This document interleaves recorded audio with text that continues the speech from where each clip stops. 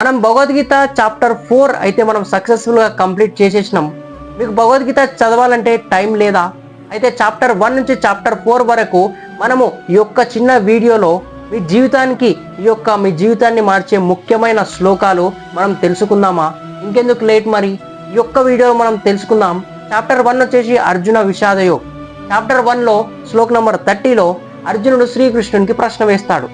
ఓ కృష్ణ, నా చేతులు వణుకుతున్నాయి, నా మనస్సు స్థిరంగా అసలు ఉండట్లేదు, దీనికి కారణం ఏమంటాడు? అప్పుడు ఒక చిన్న ఉదాహరణ, మనం కూడా స్ట్రెస్ వచ్చినప్పుడు ఈవెన్ ఎంత స్ట్రాంగ్ పర్సన్ అయినా వీక్ అయిపోతూ ఉంటాడు కదా.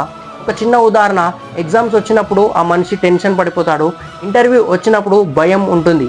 ఇవన్నీ నార్మలే, కానీ వాటి నుంచి బయటపడడమే అదే ఒక ముఖ్యమైన ఘట్టం. చాప్టర్ 2 వచ్చేసి సాంఖ్యయోగ. చాప్టర్ 2 శ్లోక్ నెంబర్ 47లో ఈ యొక్క శ్లోకం అనేది మీకు ప్రతి ఒక్కరి నోటికి ఇది గుర్తే ఉంటుంది.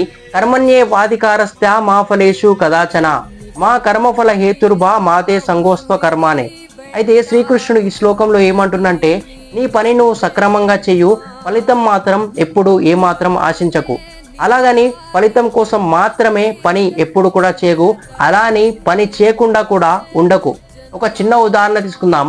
ఒక రైతు విత్తనం వేస్తాడు, వర్షం పడుతుందా, ఆ పంట ఎలా పండుతుంది అనేది అతని చేతిలో లేదు. అతని చేతిలో ఏముంది, ఆ విత్తనం అనేది ఎలా అతను చూసుకోవాలి, అది మాత్రమే ఉన్నది. చాప్టర్ 2 శ్లోక్ నెంబర్ 38 అనేది ఈ శ్లోకం మీకు చాలా ఇంపార్టెంట్, కాబట్టి ఖచ్చితంగా ఈ శ్లోకం అనేది ఒక్కసారి వినండి. ఈ జీవితానికి ఈ రోజు ఎలా ఉపయోగపడుతుంది ఈ శ్లోకం ద్వారా మనం తెలుసుకుందాం.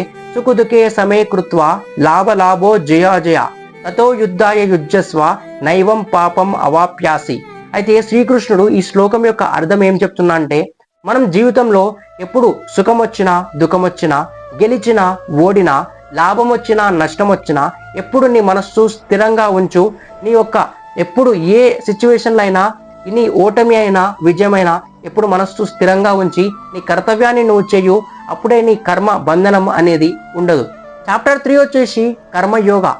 చాప్టర్ 3 శ్లోక్ నెంబర్ 14 వచ్చేసి అనాద్భవంతి భూతాని పర్జనాత్ అన్న సంభవ యజ్ఞాద్భవతి పర్జన్య యజ్ఞ కర్మ సముద్భవ.